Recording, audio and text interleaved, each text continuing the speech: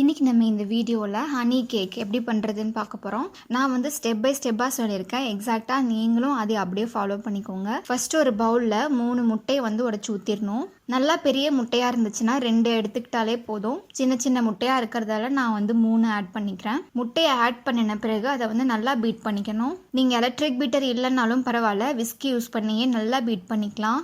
ஆனால் whisky use பண்ணும்போது கிட்டத்தட்ட ஒரு 10 நிமிஷத்துக்கு மேலேயே வந்து நல்லா பீட் பண்ணிக்கணும். நான் எலக்ட்ரிக் பீட்டர் யூஸ் பண்ணுறதால எனக்கு 5 நிமிஷமே கரெக்டாக இருந்தது. முட்டையை வந்து இந்த மாதிரி நல்லா முன்னாடியே பீட் பண்ணிக்கும் போது நமக்கு வந்து கேக் நல்லாவே சாஃப்டாகவே கிடைக்கும். ஃபைனல் ரிசல்ட் வந்து நல்லாவே கிடைக்கும். எந்த அளவுக்கு முட்டையை நல்லா பீட் பண்ண முடியுதோ அந்த அளவுக்கு நல்லா பீட் பண்ணிக்கணும்.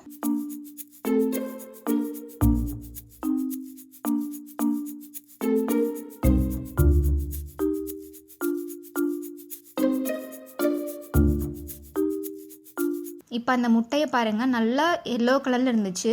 இப்போ நல்லா பீட் பண்ணும்போது நல்லா லைட் எல்லோயிஷ் கலராக ஒயிட் கலரில் சேஞ்ச் ஆகி வந்திருக்கு. ஸோ முட்டை கண்டிப்பாக இந்த அளவுக்கு பீட் பண்ணால் தான் கரெக்டாக இருக்கும். அது நல்லா நுரையாக வந்திருக்கிற மாதிரி பீட் பண்ணிக்கணும். இப்போ கொஞ்சம் கொஞ்சமாக வந்து 1/2 கப் பவுடர் சுகர் இல்லைனா ஐசிங் சுகரையும் ஆட் பண்ணிவிட்டு நல்லா பீட் பண்ணிக்கணும்.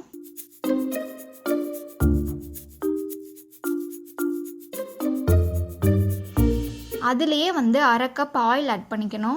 ஆட் பண்ணிவிட்டு எல்லாத்தையும் நல்லா பீட் பண்ணி எடுத்துக்கணும். எலக்ட்ரிக் பீட்டர் தான் கண்டிப்பாக யூஸ் பண்ணணும் அப்படின்னு சொல்லி அவசியமே கிடையாது. நல்ல ஒரு ஒயர் விஸ்கி யூஸ் பண்ணி கூட நல்லாவே பீட் பண்ணிக்கலாம். இப்போ இதை நல்லா பீட் பண்ணின பிறகு இதுலேயே வந்து வடிகட்டி வச்சுட்டு 1 கப் மைதா மாவு ஆட் பண்ணிக்கணும். இதுலேயே வந்து 1 teaspoon baking powder, 1/2 teaspoon baking soda add பண்ணிவிட்டு இதை சலிச்சு விட்டுறணும்.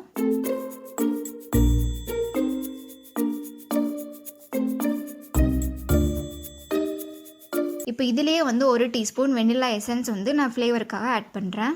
ஆட் பண்ணிவிட்டு எல்லாத்தையும் நல்லா மிக்ஸ் பண்ணிக்கணும்.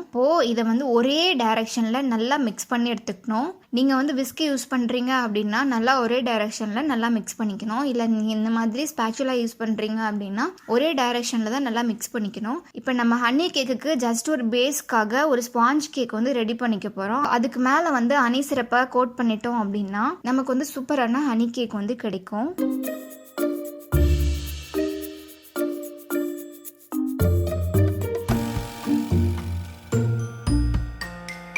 இப்போ இந்த மாதிரி நல்லா ஒரே டைரக்ஷனில் நல்லா வந்து மிக்ஸ் பண்ணிக்கணும் மாவை.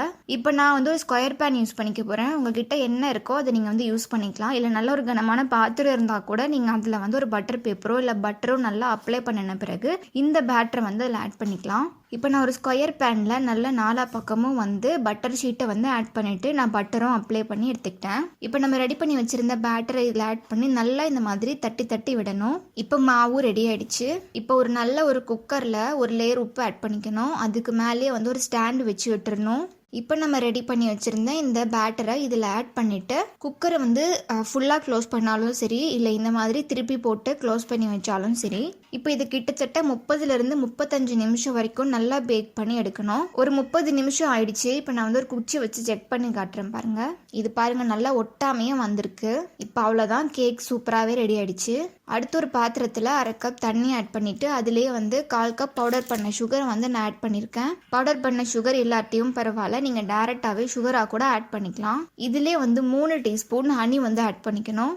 ஆட் பண்ணிவிட்டு நல்லா வந்து சர்க்கரை இந்த இதெல்லாம் நல்லா கரைஞ்சி வர அளவுக்கு லைட்டாக மிக்ஸ் பண்ணி கொதிச்சு வரும்போது எடுத்தாலே போதும். இப்போ இது லைட்டாக கொதிச்சு வரும்போது ஆஃப் பண்ணிடணும். அடுத்து அதே கடாயில் கொஞ்சமாக தண்ணி ஆட் பண்ணிக்கோங்க. நெக்ஸ்ட் இதில் வந்து நான் ஒரு 3 டீஸ்பூன் ஜாம் வந்து ஆட் பண்ணுறேன். இது வந்து கிசான் ஜாம் தான். உங்ககிட்ட என்ன ஜாம் கிடைச்சாலுமே நீங்கள் அதை ஆட் பண்ணிக்கலாம்.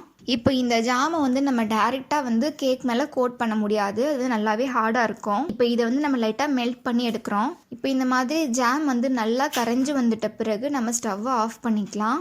இந்த கேப்பில் வந்து கேக்கும் நல்லா ஆறிடுச்சு. என்றைக்குமே வந்து கேக் ரெடி பண்ணதையுமே நீங்கள் டேரெக்டாக வந்து கேக் டின்லேயோ இல்லை கேக் பாத்திரத்திலையோ இருந்து ரிமூவ் பண்ண ட்ரை பண்ணக்கூடாது. ஒரு 10 நிமிஷம் இல்லைனா 15 நிமிஷம் நல்லா ஆறின பிறகு தான் வந்து கேக் டின்ல இருந்து ரிமூவ் பண்ணணும். மேலே ஆட் பண்ணியிருந்த பட்டர் பேப்பரில் ரிமூவ் பண்ணி விட்டுருணும். இந்த கேக்கும் பாருங்கள் எந்த அளவுக்கு நல்லா சாஃப்டாக வந்திருக்கு அப்படின்னு. இந்த கேக் மேலே உள்ள ஒரு லேயரை வந்து ரிமூவ் பண்ணணும் அப்படின்லாம் அவசியமே கிடையாது.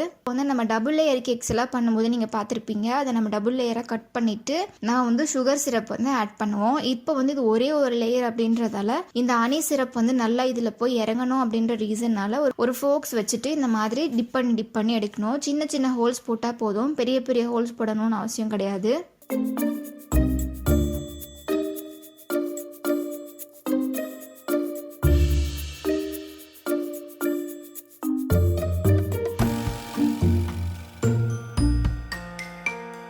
இப்போ இந்த கேக் மேலே இந்த ஹனி சிரப்பை ஆட் பண்ணின பிறகு இதுக்கு மேலேயே வந்து நம்ம ஜாம் வந்து அப்ளை பண்ணிக்கணும். இப்போ நல்லா மெல்ட்டாக இருக்கிறதால தான் நம்மளால ஜாம் வந்து நல்லாவே அப்ளை பண்ணிக்க முடியுது. நல்லா ஹார்டாக இருந்துச்சுன்னா நம்மளால அப்ளை பண்ண முடியாது.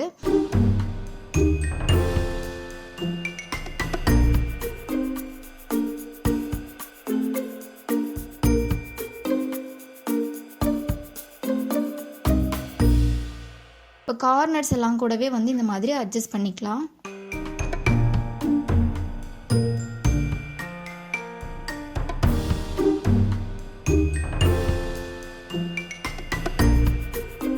இப்போ இது கொஞ்ச நேரம் ஒரு 5 மினிட்ஸ் அப்படியே விட்டுட்டாலே நல்லாவே செட் ஆகிடும். இப்போ வந்து ஜாமை வந்து நம்ம சூப்பராக கோட் பண்ணியாச்சு. இப்போ இதுக்கு மேலேயே வந்து நான் டெசிகேட்டட் கோகோனட் வந்து ஆட் பண்ணிக்க போகிறேன். இது வந்து நான் வீட்லேயே பண்ணது தான். இந்த ரெசிபி வந்து நான் ஆல்ரெடி நம்ம சேனலில் வந்து எப்படி பண்ணணும்னு சொல்லி போஸ்ட் பண்ணியிருக்கேன். இல்லை அந்த வீடியோ பார்க்குறதுக்கு உங்களுக்கு டைம் இல்லை அப்படின்னா ஒன்றும் இல்லை, தேங்காயை நல்லா துருவிட்டு வடை சட்டியில் போட்டு நல்லா ஃப்ரை பண்ணி எடுத்துக்கணும். அதுக்கு பேர் தான் வந்து டெசிகேட்டட் கோகோனட். இப்போ வந்து இந்த டெசிகேட்டட் கோகோனட்டை வந்து நான் ஃபுல்லாக எல்லா பக்கமும் நல்லா கோட் பண்ணிக்க போகிறேன்.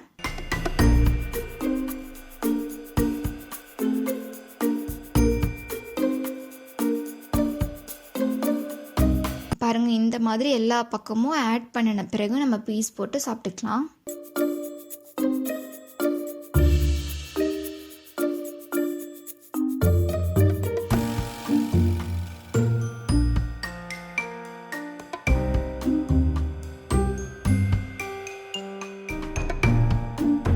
இப்போ பாருங்கள், நான் கட் பண்ணியும் காட்டுறேன். இப்போ எவ்வளோ சூப்பரான ஹனி கேக் வந்து நம்ம வீட்லேயே பண்ணியிருக்கோன்னு பாருங்கள். இது டேஸ்ட் வைஸில் ரொம்பவே சூப்பராக இருக்கும். நிறைய பேர் வந்து கேக்கில் உள்ள க்ரீம்ஸ் எல்லாம் வந்து சாப்பிட மாட்டாங்க. அப்படி இருக்கவங்க கூட இந்த கேக் வந்து சாப்பிடுவாங்க. அந்தளவுக்கு நல்லாவே இருக்கும்.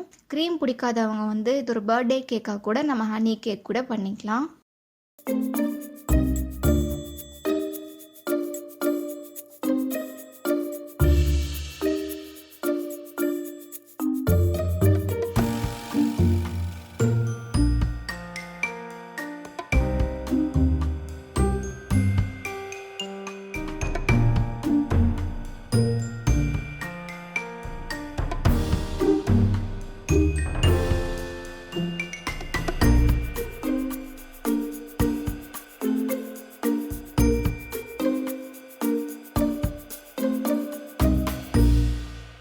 இப்போ நான் இது ஒரு பிளேட்டுக்கு மாற்றி காட்டுறேன் பாருங்கள். எந்த அளவுக்கு நல்ல சாஃப்டான ஸ்பாஞ்ச் கேக்கோட ஹனி கேக்கும் நமக்கு ரெடியாக இருக்குன்னு பாருங்கள். பேஸ் வந்து என்றைக்குமே ஸ்பாஞ்ச் கேக் தான். மேலே மட்டும் ஹனி கோட் பண்ணிவிட்டு ஜாம் வந்து அப்ளை பண்ணால் அது வந்து ஹனி கேக்கு. இது எவ்வளோ சாஃப்டாக இருக்குன்னு பாருங்கள். இந்த மாதிரி நல்லா சாஃப்டாக வரதுக்கான ரீசன் வந்து நம்ம எக்கை வந்து முன்னாடியே நல்லாவே பீட் பண்ணிட்டோம். அதனால தான் இந்த மாதிரி நல்லா எல்லோயிஷ் கலரில் நல்ல ஒரு ஸ்பாஞ்ச் கேக் பேஸும் நமக்கு கிடச்சிருக்கு.